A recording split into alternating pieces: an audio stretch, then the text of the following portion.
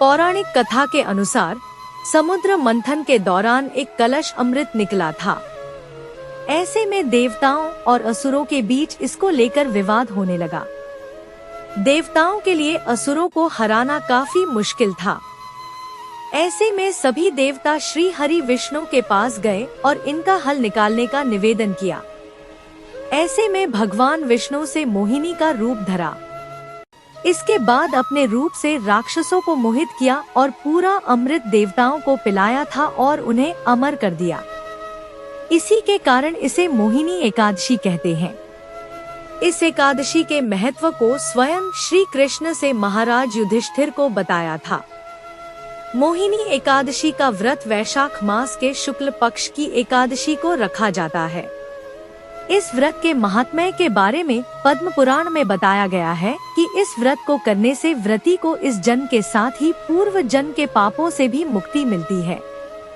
इस व्रत को करने वाले के लिए व्रत की कथा पढ़ना अनिवार्य होता है। आइए जानते हैं पद्म पुराण में बताई गई मोहिनी एकादशी की व्रत कथा विस्तार से। युधिष्ठिर ने पूछा, जनार्दन, वैशाख मास के शुक्ल पक्ष में किस नाम की एकादशी होती है? उसका क्या फल होता है तथा उसके लिए कौन सी विधि है? भगवान श्री कृष्ण बोले, महाराज, पूर्व काल में परम बुद्धिमान श्री रामचंद्र जी ने महर्षि वशिष्ठ से यही बात पूछी थी जिसे आज तुम मुझसे पूछ रहे हो।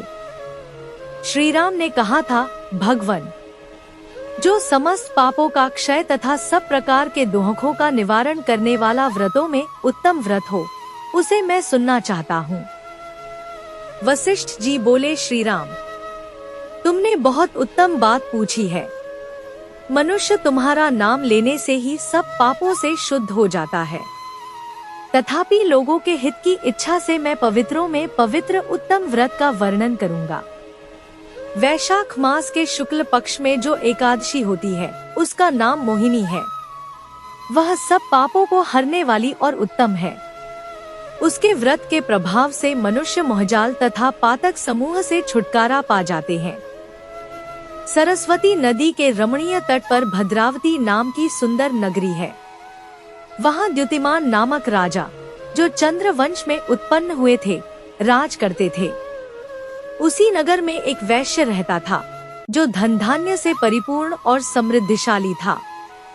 उसका नाम था धनपाल। वह सदा पुण्य कर्म में ही लगा रहता था। दूसरों के लिए पौंसला, कुआं, मठ, बगीचा, पोखरा और घर बनवाया करता था। भगवान श्री विष्णु को भक्ति में उसका हार्दिक अनुराग था। वह सदा शांत रहता था।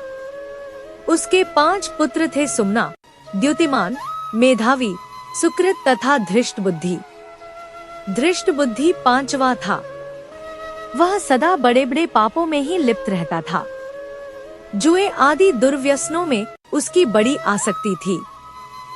वह वेश्याओं से मिलने के लिए लालायित रहता था। उसकी बुद्धि न तो देवताओं के पूजन में लगती थी और न पितरों तथा ब्राह्मणों के सत्कार में। वह दुष्टात्मा अन्याय के मार्ग पर चलकर पिता का धन बर्बाद किया करता था। एक दिन वह वेश्या के गले में बाहर डाले चौराहे पर घूमता देखा गया। तब पिता ने उसे घर से निकाल दिया तथा बंधु बांधवों ने भी उसका परित्याग कर दिया। अब वह दिन रात दुख और शोक में डूबा तथा कष्ट पर कष्ट उठाता हुआ इधर उधर भटकने लगा। एक दिन किसी पुण्य के उदय होने से वह महर्षि कौंडिन्य के आश्रम पर जा पहुंचा। वैशाख का महीना था। तपोधन कौंडिन्य गंगाजी में स्नान करके आए थे।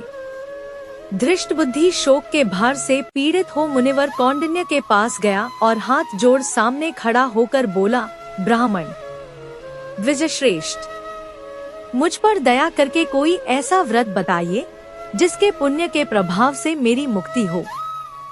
कौंडिन्य बोले, वैशाख के शुक्ल पक्ष में मोहिनी नाम से प्रसिद्ध एकादशी का व्रत करो। मोहिनी को उपवास करने पर प्राणियों के अनेक जन्मों के किए हुए मेरु पर्वत जैसे महापाप भी नष्ट हो जाते हैं। वशिष्ठ जी कहते हैं, श्री रामचंद्र, मुनि का यह वचन सुनकर धृष्ट बुद्धि का चित्त प्रसन्न हो गया। उसने कौंडिन्य के उपदेश से विधिपूर्वक मोहिनी एकादशी का व्रत किया। नृपश्रेष्ठ, इस व्रत के करने से वह निष्पाप हो गया और दिव्य देह धारण कर गरुड़ पर आरूढ़ हो सब प्रकार के उपद्रवों से रहित श्री विष्णु धाम को चला गया। इस प्रकार यह मोहिनी का व्रत बहुत उत्तम है। इसके पढ़ने और सुनने से सहस्त्र गोदान का फल मिलता है। मोहिनी एकादशी का व्रत रखने के लिए कुछ क्रम का पालन करना जरूरी है। अगर आप इन क्रमों को ध्यान में रखकर व्रत रखते हैं तो आपको एकादशी व्रत का पूरा फल मिल सकता है। मोहिनी एकादशी का व्रत कैसे करें? सुबह जल्दी उठकर स्नान करें, साफ सुथरे कपड़े धारण करें और व्रत का संकल्प लें। भगवान विष्णु की प्रतिमा को गंगाजल से स्नान कराएं और उन्हें फूल, तुलसी दल, पीले वस्त्र और मिठाई अर्पित करें। एकादशी के दिन भगवान विष्णु को पंचामृत, फल और मिठाई का भोग लगाएं। भगवान विष्णु को तुलसी अति प्रिय होती है, इसलिए भोग में तुलसी के पत्ते जरूर शामिल करें। व्रत वाले दिन मोहिनी एकादशी व्रत कथा का पाठ जरूर करना चाहिए। पूजा करने के बाद आरती करें और भगवान को भोग लगाना चाहिए। इस दिन भगवान विष्णु के साथ माता लक्ष्मी की पूजा भी करनी चाहिए। द्वादशी तिथि को प्रदोष व्रत से पहले एकादशी का पारण कर लेना चाहिए।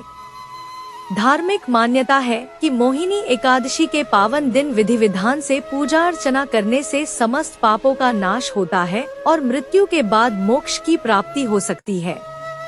मोहिनी एकादशी के दिन जो व्यक्ति व्रत रखता है उसे अक्षय पुण्य की भी प्राप्ति होती है। साथ ही वह व्यक्ति जन्म और मृत्यु के निरंतर चक्र से मुक्ति पा लेता है। इसके अलावा मोहिनी एकादशी व्रत करने से व्यक्ति के सभी कार्य सिद्ध हो जाते हैं। मोहिनी एकादशी पर तामसिक भोजन और नशीली चीजों का सेवन नहीं करना चाहिए। ऐसा करने से पाप लग सकता है और मां लक्ष्मी आपसे अप्रसन्न जा सकती हैं। मोहिनी एकादशी के दिन मांस, शराब, लहसुन, प्याज आदि का सेवन करने से बचना चाहिए। मोहिनी एकादशी के दिन किसी से भी झगड़ा और विवाद न करें। मोहिनी एकादशी व्रत रखने के लिए कुछ महत्वपूर्ण नियम हैं जिनका पालन करना चाहिए। एकादशी व्रत में अन्न का सेवन नहीं करना चाहिए, सिर्फ फलाहार करें या जल ग्रहण करें। एकादशी व्रत 3 दिन तक मान्य होता है, दशमी, एकादशी और द्वादशी। दशमी के दिन चनेमसूर की दाल, साग और किसी दूसरे घर का कुछ भी नहीं खाना चाहिए। एकादशी के दिन कांसे के बर्तन में कुछ भी नहीं खाना या पीना चाहिए।